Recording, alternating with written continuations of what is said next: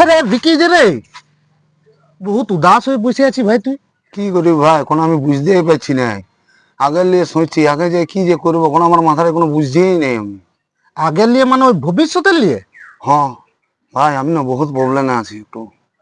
ও, আমি তোকে একটা ভালো জ্ঞান দিছি। ওই জ্ঞানটার মতন তুই যদি চলতে পারি না ভাই, তো জীবনে তুই বহুত বড় মানুষ হবি। জীবনে যদি সফল হতে চাস, জীবনে যদি সফল হতে চাই, তাহলে তোর যত রকম বাজে বন্ধু আছে না, আগে ওয়ারাকে ছাড়তে হবে। ওয়াদের সাথে উঠা বসা সব ছাড়তে হবে।